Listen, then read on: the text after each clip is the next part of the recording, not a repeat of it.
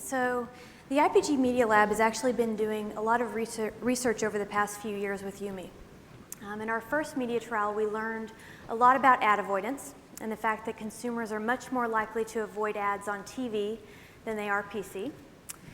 In our second media trial, we learned the importance of ad clutter and the fact that ad clutter can really hinder a campaign's ability to break through and influence consumers. And so with this next media trial, we felt it was really important to tackle the topic of tablets, because there's really not a lot of research out there on the effectiveness of video ads on tablets compared to other devices. So we came out with a really very specific hypothesis in mind before we started this journey. And that was that the tablet device is essentially the ultimate video viewing device. We thought so for some very specific reasons. We thought that consumers would be much more likely to be watching video on their tablet devices while curled up in comfortable, quiet spots. So whether it be on their couch or in their living room, comfortable spots for long durations. That was really our hypothesis. Secondly, we thought that given the more immersive experience that the tablet offers consumers, much more immersive than, of course, television and even some of the other digital devices, we thought that consumers would be much less likely to multitask, whether it be, using another video device, talking to others, eating, whatever it may be. We thought people would be less likely to multitask on tablet than any of the other devices. And then lastly, we thought, well, if we're correct about statements 1 and 2, we thought that ads would have an easier time breaking through and actually influencing consumers if that's the case. So that's really phase 1 of the media trial that we'll walk you guys through.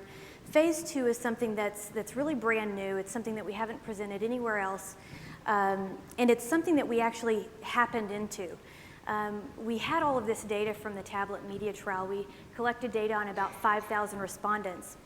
And we started looking at different demographics, and some patterns really emerged very quickly, specifically when it came to different generations. So we started looking at millennials versus Gen X versus baby boomers, and we found that especially millennials just have a different relationship with all of these devices. They use them differently, and ads work differently among millennials than they do other age groups. And so for the second half of the media trial, we'll walk through some of those differences and what our key findings were there. So a little bit about the methodology before we talk about the key findings. This methodology was something that was very important to us because we wanted to know that once we started looking at the differences in ad effectiveness across TV, PC, smartphone, and tablet, we wanted to be able to say with no doubt that really the differences in ad effectiveness have to do with the media device itself and whatever experience that media device offers. We didn't want it to have to do with the content. We didn't want it to have to do with the ads. So we had a very controlled kind of scientific methodology going into this. We mocked up all of our content in advance with the same content across all the same screens, with the same ads across all the same screens, so that we knew, again, we could control for everything. We recruited our sample from a representative online panel sample. We initially asked consumers lots of great questions about what types of video they watch on different devices, who they watch with, where they watch, just to really get a good understanding of how they're using video across the screens.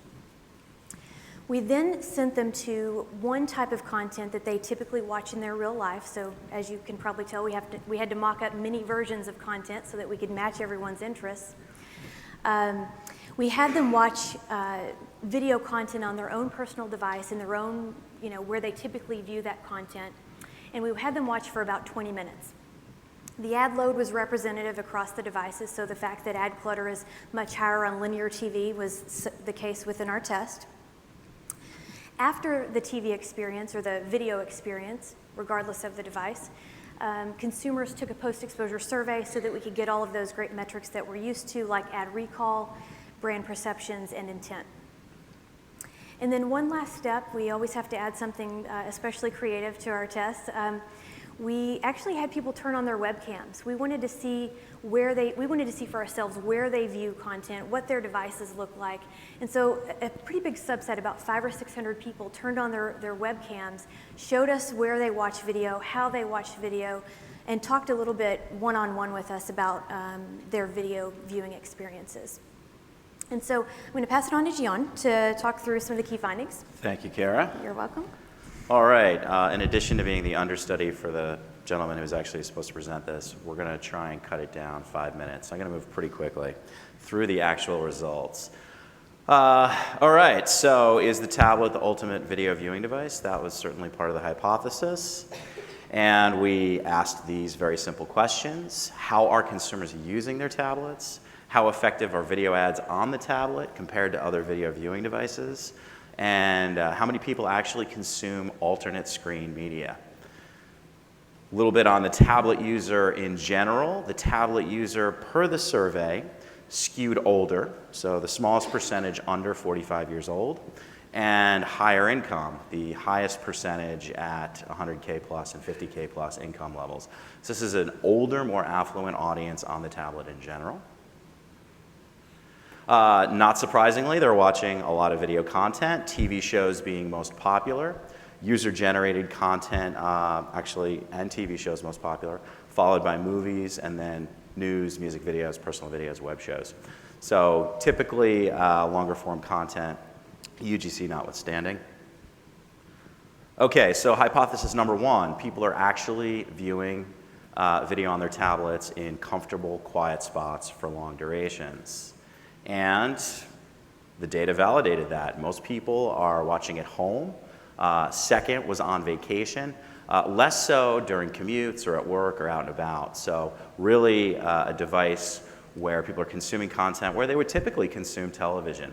In terms of where in the home, it's on the living room, couch, or in the bedroom most commonly. So again, this is not that different than how people consume television. It's really a new screen that they're doing it on.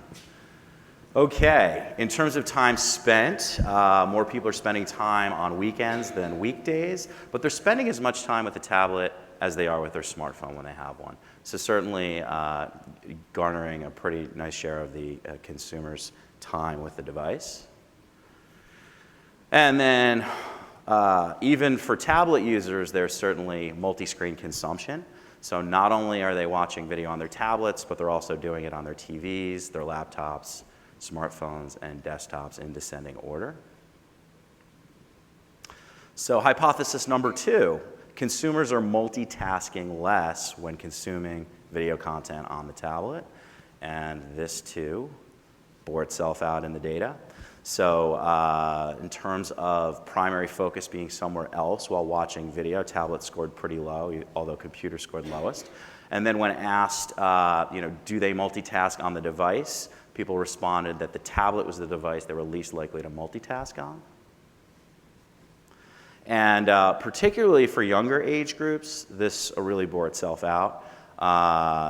You're looking at the percent who do not multitask while watching video on the device, orange being tablet, and orange being the highest percentage for 3 of the 4 age breaks on the screen.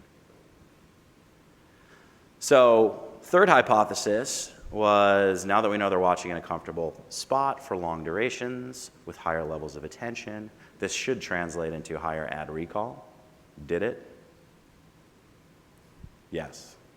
So tablet, 57% unaided ad recall versus the control group. This was highest for any of the screens that were measured. But not only do you get the benefit of added recall with the tablet, you actually get positive brand reinforcement. So we heard a little bit earlier about how advertising on newer devices can lend themselves to a halo effect on brand perception. Well, that's in fact what we saw here. So people were more likely to respond that the brand they were recalling was a modern brand, really on any mobile device. So 79% higher on mobile devices if we count tablet and smartphone as mobile devices. All right, so all 3 of the hypotheses proved true. But what was really interesting was when we started looking at this data from the perspective of millennials. What might have happened with the millennials? Well, actually, tablets are the ultimate awareness machine was the conclusion here. Okay, so let's jump over to millennials. So, All I'll turn it over to Kara. I'll be very quick since we're running out of time. So millennials, we already knew a little bit about them, obviously from general industry knowledge. There's a lot of talk in general about TV usage and the declines that some people are seeing in the numbers. If you actually look at this across age, most of the decline is coming from millennials. Really people who are, the younger audience who are less likely to be watching TV. It's really the baby boomers and the Gen X who are, keeping up their habits TV-wise. So what are millennials actually doing? Well, they are much more likely to be owning alternate video viewing devices. They're much more likely to own PCs, smartphones, and tablets.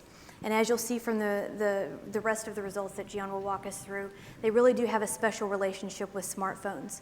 And if you can see, that's the yellow line here. Millennials, of course, are much more likely to own smartphones than really any other device. And they love their smartphones.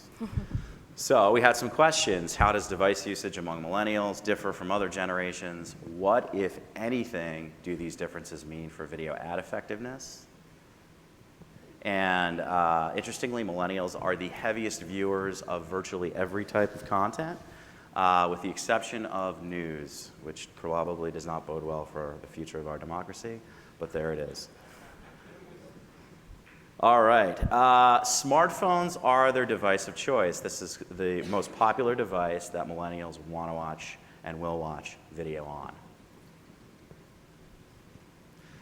While all generations are likely to watch at home or on vacation, it was actually the millennials who were most likely to consume video on their smartphones while at friends' houses or while commuting. So they're certainly not limiting themselves as much as maybe the other generations are to just viewing in comfortable locations.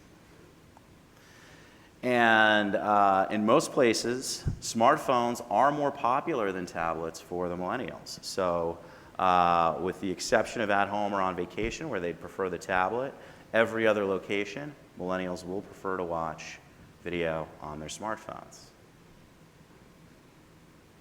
And then in terms of how they're consuming it, a little bit of data on the app versus mobile web wars. Apps winning out clearly here, and actually mobile web doing even better than sort of downloaded video content. Pardon the fly.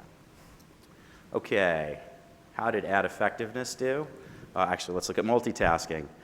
This is a very, very distracted generation. Millennials indicated that they were most likely to be multitasking during video viewing, 94% versus the other generations. And they are actually multitasking with other digital devices more so than the other generations. So the baby boomers may be more inclined to pick up a newspaper. Millennials, they're doing something else on another digital device if they're going to be distracted. And in terms of all of this multitasking, the bad news for brand advertisers is it leads to lower recall. So millennials showed lower recall versus their next generation counterparts, the Gen Xers, across every device. But what's interesting here is that their recall was highest on the smartphone. That's contrary to what we saw for the overall population when we looked at the tablet data. So millennials are clearly paying attention more so to ads on their smartphones than any other device. And what's interesting here is you're also getting that positive brand effect when millennials are seeing the ads on their smartphones. So they're more likely to identify the brand as a modern brand when they've seen it advertised on their smartphones, more so than any other device, although tablet was a close second. Okay, so millennials versus Gen Xers. Here's what's really interesting. On smartphones specifically, sort of brand perception and persuasion was higher on smartphones for millennials than it was for Gen X, even though overall ad recall for Gen X was higher. So on that smartphone, you're actually making more of a persuasive case for the brand with millennials. And if you actually break it out, smartphones versus tablets, this was also pretty interesting. They're actually going to be more persuaded by the ad on the smartphone than they are by the ad on the tablet. So in summary, millennials are heavily distracted while watching video, and therefore it's harder to have ad breakthrough. When you do have ad breakthrough, however, You can still positively shape brand perception. So when they see it on a smartphone or a tablet, they're going to think about it as a modern brand. Video ads are especially effective among millennials when appearing on smartphones. And since millennials do tend to multitask with other digital devices, keep that in mind as you're planning across devices if you're looking for multi-screen exposure and frequency. So hopefully this was insightful for you guys. This and many other studies are available on YuMe's website, and we're happy to come in and present specifically to anyone interested in hearing more about it. So thanks very much. Thank you.